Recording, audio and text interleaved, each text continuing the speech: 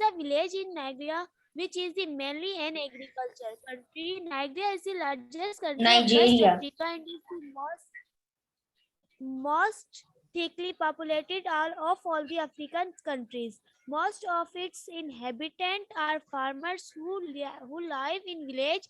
A great part of Nigeria is covered with a dense forest which thins out into bush in the north. The bush consists of scattered trees with heavy undergrowth in the form of thick bushes and grass. The farmers' settlements or village are sacred in the bush where they cultivate the land. Okay, so the village life anywhere in the world is closely associated with agriculture. तो जो भी village life होती है कहीं की भी हो वो बेसिकली एसोसिएट किसके साथ होती है एग्रीकल्चर के साथ मतलब वहाँ विलेज के अंदर होती ही खेती बाड़ी है तो वहाँ का काम ही ये सारा होता है तो अफ्रीका के अंदर नाइजीरिया है जो कि is mainly associated with agriculture ठीक है तो वहाँ का ये बताया है कि नाइजीरिया जो है it is a very thickly populated country क्योंकि वहाँ की पॉपुलेशन बहुत ज़्यादा है और वहाँ का मेन काम एग्रीकल्चर है लाइक फार्मिंग वगैरह है और great part of Nigeria is covered with dense forest मतलब वहाँ पे काफ़ी सारे जो हैं वो जंगलात हैं और उसके आगे जाके Bush area is kind of a place जहाँ पे फॉरेस्ट तो नहीं कह सकते आप उसको लेकिन वहाँ पे कभी देखा हो आपने तो बंजार मतलब वीराने के अंदर जब बुशेस वगैरह होती हैं तो मतलब जंगली झाड़ियाँ होती हैं और घासें उगी हुई होती हैं तो इस टाइप के एरिया को कहते हैं बुश एरिया वहाँ पे दरख्त नहीं होते वहाँ पे झाड़ियाँ होती हैं जंगली झाड़ियाँ ठीक है इस तरीके एरिया को कहते हैं बुश एरिया तो वहाँ पे आधा हिस्सा जो है वो फॉरेस्ट है फॉरेस्ट के अंदर मतलब पूरा complete forest with trees and everything और दूसरा पार्ट जो है वो Bush area continue reading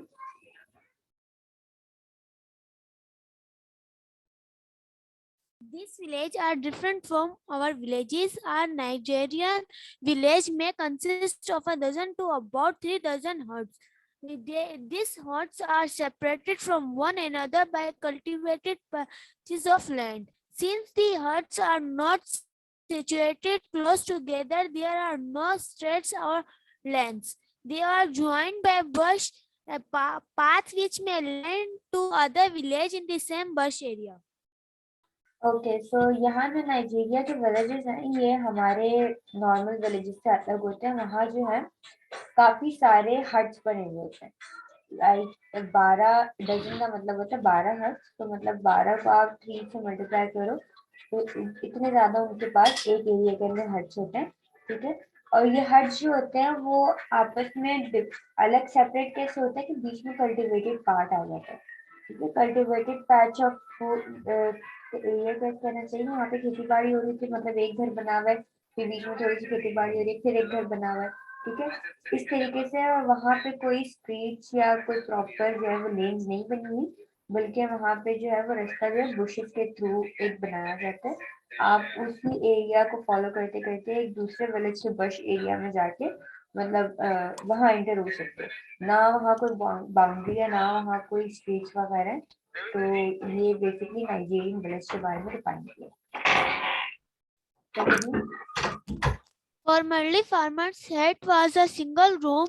It was built very simply. Thick branches of trees were stuck in the ground in a large circle. These branches were joined at the top and bound firmly together. Thus, a conchamed roof was made.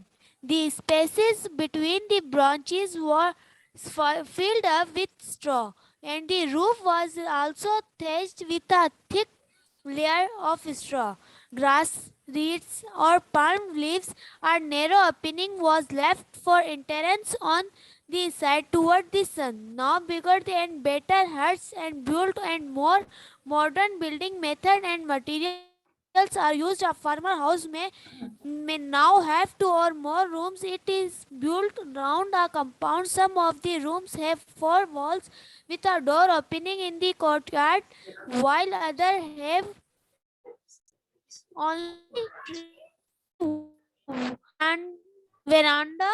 The walls are made of wood and are plastered with mud. The roof is still thatched with grass, reeds, and palm leaves. Some of the houses are circular in shape, while others may be square or rectangular.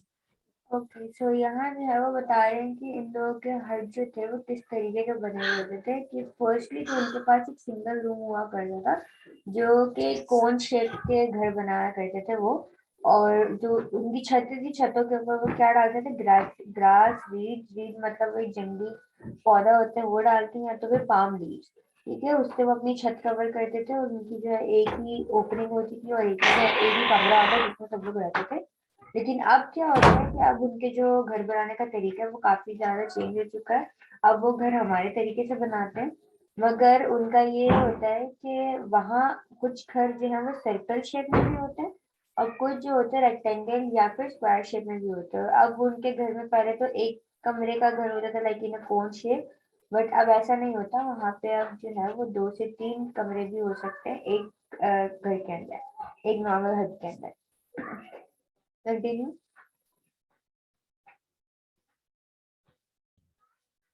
The courtyard of the house is the center of all activities. Women folk work and cook food, and the children play there. There is a little furniture in these homes. The people sleep on mats spread on mud plastered floors. All household pots and pans are earthenware, though tin and aluminium utensils have also found their way into this home. अब यहाँ पे जो है इनके घर की जितनी भी एक्टिविटीज होती हैं वो किसके अंदर होती है, कोर्टयार्ड। कोर्टयार्ड कहते हैं सहन को, ठीक है। Women folk work and cook. अब वहाँ पे जो है औरतें बैठ के गाने गा रही होती हैं, खाने भी बनाती हैं और काम भी करती है, और वहाँ जो बच्चे होते हैं वो भी खेल रहे होते हैं। तो मतलब इससे अंदाजा हो रहा है कि उनके जो घर के सहन होते हैं वो कितने बड़े बड़े होते हैं, ठीक है। और इस घर के अंदर जो होते हैं लोग कैसे सोते हैं कि वो मैट्स पे सोते हैं विद ऑन प्लास्टेड मड प्लास्टेड फ्लोर। उनकी जो जमीनें होती हैं उसके ऊपर प्लास्टर, तो हम तो सीमेंट का प्लास्टर लगाते हैं ना, वो लोग किस चीज का लगाते हैं, मिट्टी का प्लास्टर लगाते हैं, और उसके ऊपर जो है वो रग्स बिछा के वो सोते हैं जमीनों पे। वहाँ बेड्स वगैरह नहीं होते, वहाँ उनके घरों में फर्नीचर बहुत ज्यादा कम होता है, मतलब बहुत ही कम होता है।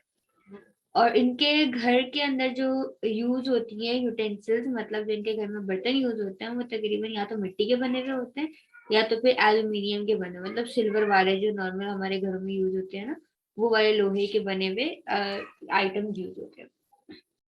Continue. Since electricity has not reached this remote village, the bus delivers still use wood for Dwellers. lighting, and dwellers still use wood for lighting and heating purpose. A large pile of wood is lighted in the middle of the courtyard, which gives them light and protect them from cold, mosquitoes, and wild beasts. Rainwater is stored in large ponds during the rainy season and is used for drinking as well as for other needs. Okay, अब यहाँ पे जो है इनके घरों के अंदर electricity नहीं होती क्योंकि इनके विलेजेस जो है वो काफी ज्यादा मतलब पुराने तरीके से बने हुए हैं, और ये वाले जो एरियाज है वो डेवलप नहीं है, तो वहाँ पे बिजली तो है नहीं, तो वहाँ के लोग क्या करते हैं कि वो लकड़ियों को यूज करते हैं, किसके लिए, जला के आग से गर्मी लेने के लिए और लाइट के तौर पे, ठीक है। अब वहाँ ये होता है कि वहाँ मॉस्किटोज वगैरह जितने भी होते हैं इनसे भी बचने के लिए जो है वो आग जलाते हैं, क्योंकि आग की जो धुआं होता है उससे जो है मच्छर नहीं आते, और अगर कहीं आग जल रही हो तो बाहर जैसे जंगलात की तरफ रहते हैं ना ये, तो बाहर अगर कोई जानवर, जंगली जानवर भी आ जाए तो वो आग को देख के करीब नहीं आता, ठीक है। तो एक तरीके से इन्हें प्रोटेक्शन भी मिल रही है, उससे गर्माहिश भी मिल रही है और जो लाइट भी मिल रही है, 3 चीजें इन्हें उससे मिल रही है। उसके अलावा ये कि जो रेन वाटर होता है, जब बारिश होती है तो ये क्या करते हैं, गड्ढे खोद देते हैं, जिसके अंदर से जो बारिश का पानी होता है वो जमा हो जाता है ताकि जो कि यूज हो जाता है बाद में पीने के तौर पे, ठीक है। Continue.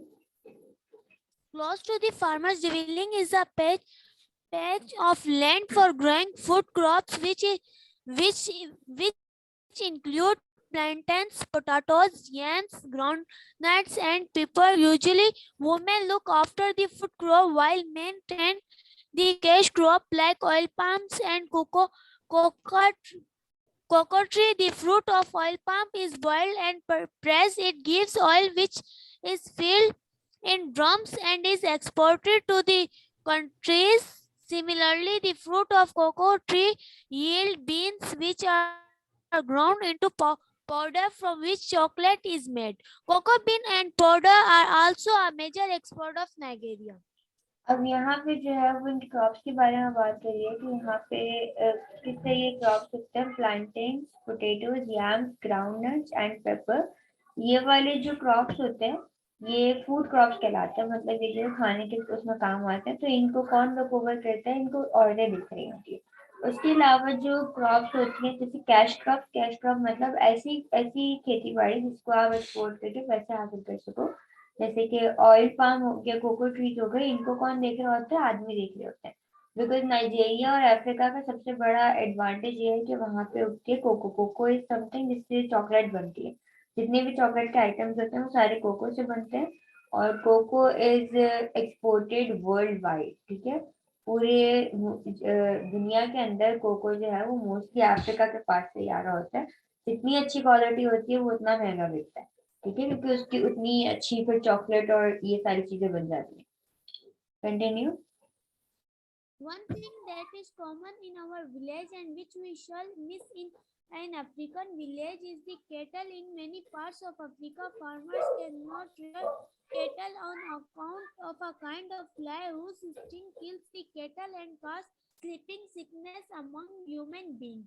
In the absence of cattle, the farmer has not plowed the field with his hands, carry load to the market and walk long distance. How may, however, keep a goat for milk and poultry for eggs.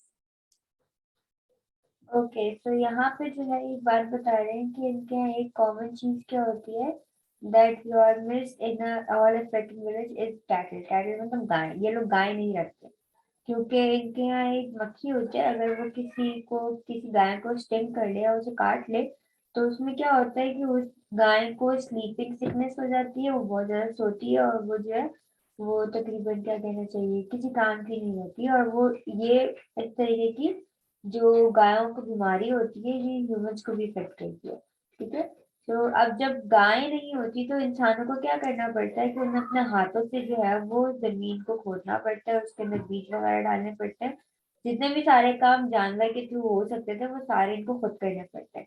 ठीक है, मगर वो अगर गाय नहीं रखते तो वो क्या रखता है, वो बकरियां रखते हैं, क्योंकि उससे क्या मिलता है, उन्हें मिल्क मिल जाता है, मीट मिल जाता है। इसके अलावा चिकन के थ्रू उन्हें पोल्ट्री और या एग मिल जाते हैं। ठीक है। Africa village is always changing and has already changed much. The bus developers are being introduced to the modern facilities of transport and communications. Once their small villages are linked by road with towns and cities, they will soon see buses and cars, electricity and fuels, radio and television, school and hospital coming to their village. Okay, तो अब यहाँ पे एक picture आपको दी हुई है और इसके अंदर बोला हुआ है कि this picture is not complete and it can never be. क्यों? क्योंकि ये बोला है कि ये जब ये पिक्चर ली गई थी उस वक्त जो विलेज के हालात थे वो अलग थे, मगर अब इस वक्त जब हम ये बात कर रहे हैं उस वक्त विलेज के इसी सेम विलेज के हालात जो होंगे वो अलग होंगे, क्योंकि अफ्रीका के विलेज जो है वो काफी टाइम से चेंज होते होते जा रहे हैं वक्त के साथ साथ। और उनका ये कहना है कि एक टाइम आएगा कि यहाँ पे जो है वो रोड डल जाएंगे, इलेक्ट्रिसिटी आ जाएगी, तो क्या होगा कि बुश ड्वेलर्स जो है उन्हें मॉडर्न फैसिलिटीज पता चल जाएंगी और कुछ अरसे के अंदर जो है यहाँ पे भी टूरिज्म और ट्रांसपोर्ट बहुत ज्यादा बढ़ जाएगा और यहाँ पे भी गाड़ी चलना स्टार्ट हो जाएंगी। ठीक है, तो this is what our chapter was. Answer me this question, how many independent countries are there in Africa?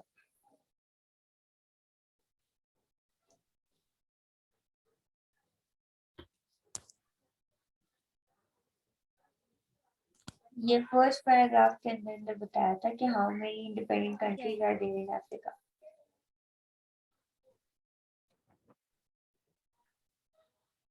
35. Okay, where is Nigeria? West Africa. Africa के अंदर बेसिकली है। What sort of country is it? किस तरीके की country है ये? Yes ma'am.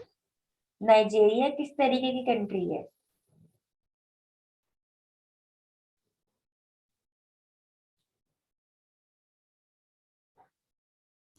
Do you know the answer?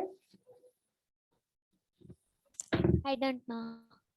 Nigeria के agricultural country, क्योंकि यहाँ का सारा काम जो है वो खेती बाड़ी के ऊपर बेस करता है।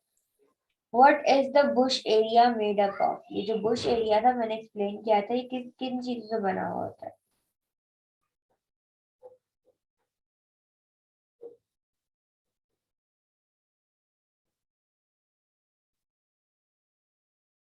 स्ट्रीट्स और लैंड्स। जी स्ट्रेट्स और लैंड्स पे। नहीं, बुश एरिया जो है वो बेसिकली बना हुआ होता है आपकी जंगली झाड़ियों के ऊपर और घास के ऊपर, ठीक है। अच्छा, where do most Nigerian farmers live? Single room. Huts के अंदर, यस। लेकिन पहले वो सिंगल रूम वाले हट होते थे, बट अब वो हट जो है वो ज्यादा एडवांस हो गए। What is the roof of a farmer हट मेड ऑफ?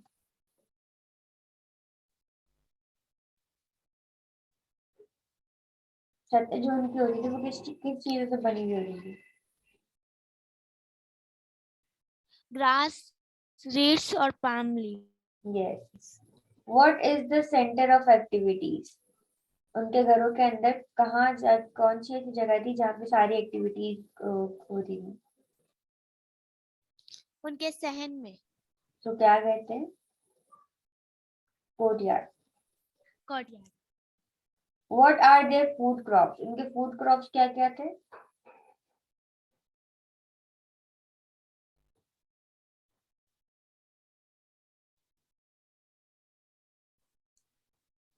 ऑयल पाम्स नहीं, वो तो एंड कैश क्रॉप थे। Food crop. जी, जो वुमेन संभालती है।